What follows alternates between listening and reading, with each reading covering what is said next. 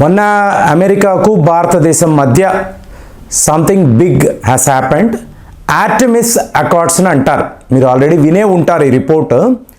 కానీ ఈ అండర్స్టాండింగ్ అంటే ఈ మెమరాండమ్ ఆఫ్ అండర్స్టాండింగ్ అని చెప్పి ఒక డీల్, ఇది ఒక అగ్రిమెంట్. ఇది ఇండియాకు ఎంత ఇంపార్టెంట్ అని ఒక్కసారి మీరు ఆలోచించారనుకోండి, రేపు భారతదేశాన్ని మీరు ఒక స్పేస్ గ్లోబల్ పవర్గా మీరు చూడవచ్చు. ఆల్రెడీ ఇప్పుడు చూడండి, ఇస్రో వాళ్ళు మీకు పెద్ద పెద్ద రాకెట్ అంటే బాహుబలి రాకెట్స్ లాంటివి తయారు చేయడం మొదలుపెట్టిన తరువాత చూడండి, మామూలుగా మీరు కొన్ని శాటిలైట్స్ అంటే ఒక 50-60 శాటిలైట్స్ను ఒకేసారి అంతరిక్షంలోకి పంపించాలనుకోండి, మీరు ఇమీడియట్గా ఒక రష్యా లాంటి దేశానో లేదా ఫ్రాన్స్ను ఆశ్రయిస్తారు. కానీ మొన్న చూడండి, మీకు వన్ వెబ్ వీళ్ళు ఏం చేశారు, ఇండియా దగ్గరికి వచ్చారు, ఇస్రో దగ్గరికి వచ్చారు. సో మా దగ్గర ఇన్ని శాటిలైట్స్ ఉన్నాయి, వీటిని మీరు అంతరిక్షంలో విడుదల చేయాలి, మీరు అక్కడ డిప్లాయ్ చేయాలి అన్నప్పుడు ఇండియా వాళ్ళు ఇస్రో వాళ్ళు చాలా ఈజీగా చేయగలిగారు. ఇలాగ మనము 1,000 కోట్ల రూపాయలు సంపాదించగలిగాం. సో ఇవాళ ఆర్టెమిస్ అకార్డ్స్ అని అన్నప్పుడు 25 దేశాలతో కలిసి మీరు వర్క్ చేసే ఒక గొప్ప అవకాశం. అంటే 2024లో నాసా ఇస్రో కలిసి మీకు ఇంటర్నేషనల్ స్పేస్ స్టేషన్లో కొత్త రకమైన ఆపరేషన్స్ వీళ్ళు మొదలు పెట్టబోతున్నారు. సో ఈ వార్తలు మీకు చైనాలో ఎలాంటి ప్రకంపనలను రేకిస్తున్నాయి అంటే, చైనా వాడు అసలు ఇష్టపడడం లేదు. ఏ రకంగా చూసినా కూడా ఇండియా ఇలాగ ఆర్టెమిస్ అకార్డ్స్లో సంతకం చేయడాన్ని చైనా వాడు ఒప్పుకోవడం లేదు. రష్యా వాళ్ళు కూడా ఇలాగే మాట్లాడుతున్నారు. ఆ రోజుల్లో 25 కంట్రీస్ కలిసి ఇలాంటి ఒక స్పేస్ ప్రోగ్రామ్ని పెట్టుకోబోతున్నాం అన్నప్పుడు రష్యా వాళ్ళు ఒప్పుకోలేదు.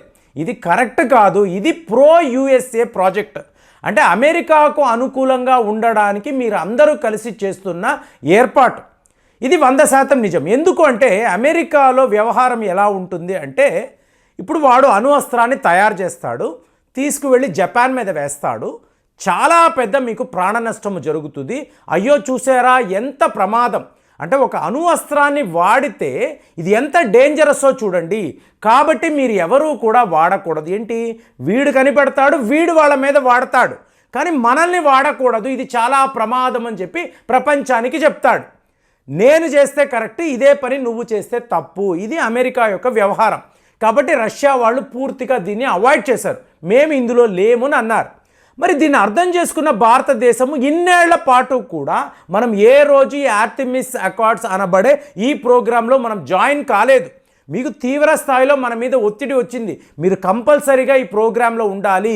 ఇస్రో ఇయర్ బై ఇయర్ చాలా పెద్ద గ్రోత్ని చూస్తున్నప్పుడు రేపు అంతరిక్షములో మనము చేయాల్సిన పనులు ఏంటండి పనులు, 2025 నాటికి అమెరికాకు సంబంధించిన రాకెట్లు మీకు చందమామలోకి వెళ్ళాలి, అక్కడ మ్యాన్ ల్యాండింగ్ అనేది చెయ్యాలి.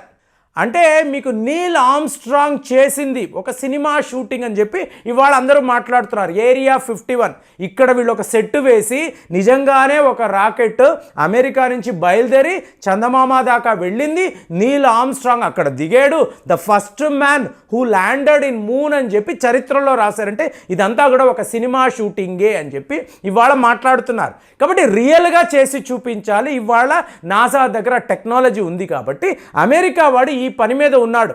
ఏదో ఒక రకంగా మనిషిని తీసుకువెళ్ళి చందమామలో దింపాలి, ల్యాండ్ చెయ్యాలి.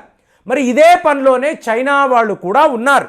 కానీ ఇక్కడ ఏం జరుగుతుంది, ఇండియా అంటే ఒక డెమోక్రటిక్ కంట్రీ, చైనా అంటే ఒక కమ్యూనిస్ట్ దేశం.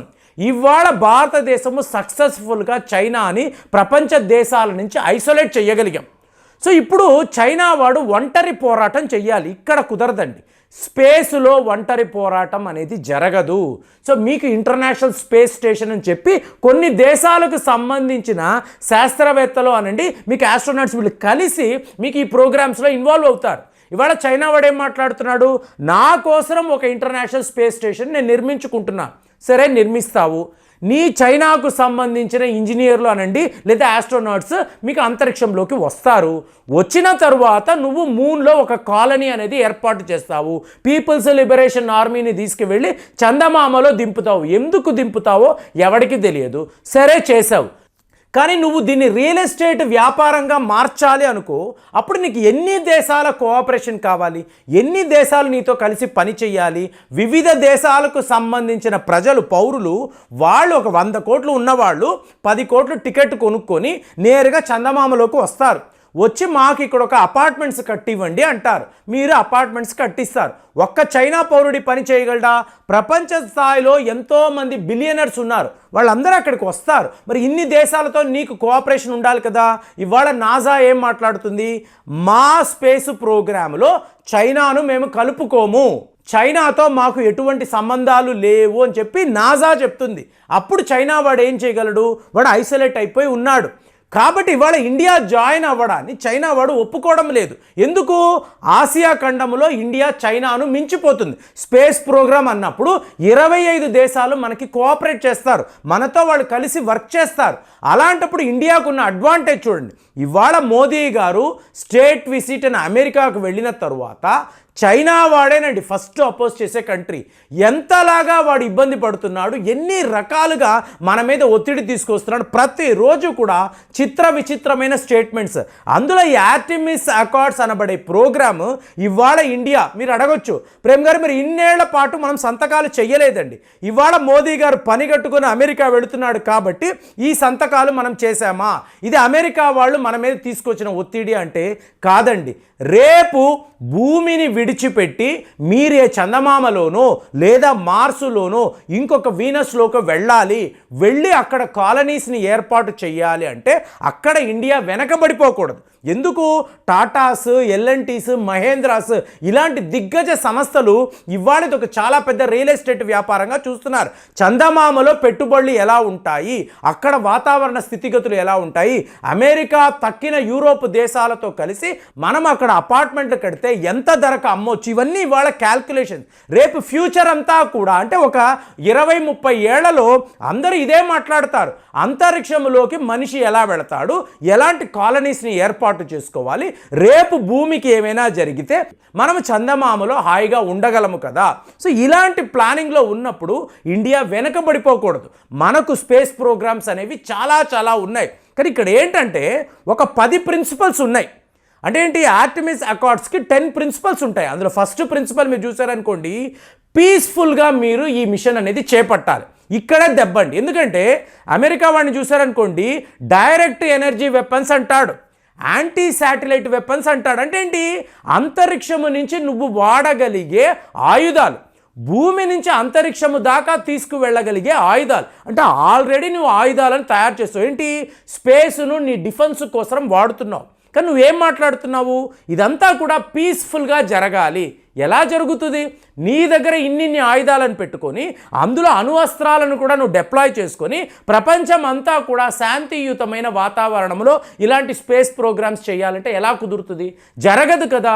కాబట్టి ఇండియా ఇమీడియట్గా మీరు చెప్తున్న ఫస్ట్ ప్రిన్సిపల్లోనే తేడా ఉంది. రష్యా వాళ్ళు ఎలాగైతే ఇది ఒక ప్రో యుఎస్ఏ స్పేస్ ప్రోగ్రామ్ అన్నారో, ఇండియా కూడా peaceful resolution, peaceful space programme అని మీరు మాట్లాడుతున్నారు. కానీ మీ దగ్గర ఎలాంటి ఆయుధాలు ఉన్నాయి? డైరెక్ట్ ఎనర్జీ వెపన్సే ఉన్నాయి. కాబట్టే మేము మిషన్ శక్తి అనబడే ప్రోగ్రామ్ని మేము స్టార్ట్ చేసాం. మేము యాంటీ శాటిలైట్ వెపన్స్ని డెవలప్ చేసాం. కానీ మీరేమన్నారు? ఇక మీదట ఇండియా ఈ పని చేస్తే మీ మీద మేము శాంక్షన్స్ విధిస్తాము, ఇంతంత డెబ్రీస్ని మీరు ఎలా... నువ్వు ఆల్రెడీ క్రియేట్ చేసేసావు కదా. ఎక్కడ పడితే అక్కడ స్పేస్లో చెత్తను క్రియేట్ చేసేసావు. వేల సంఖ్యలో నువ్వు నీ శాటిలైట్స్ను వాడుతున్నావు.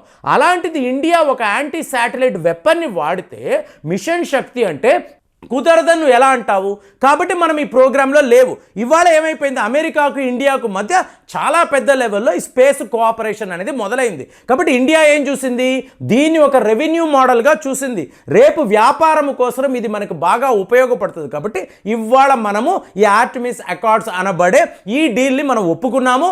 25 దేశాలతో కూడా కలిసిమెలిసి మేము వర్క్ చేస్తామని ఒప్పుకున్నాము.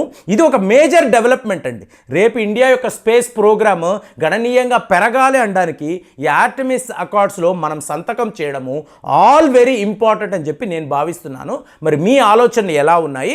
అమెరికా వాడితో మనం కలిసి అంటే నాసాతో కలిసి మనము చేపట్టబోతున్న ఈ ప్రోగ్రాము చాలా క్రిటికల్ అని చెప్పి నేను అనుకుంటున్నాను. మరి మీ కామెంట్స్ ఎలా ఉన్నాయో తెలియజేయండి. మరి వచ్చే వీడియోలో కలుద్దాం. జై హింద్.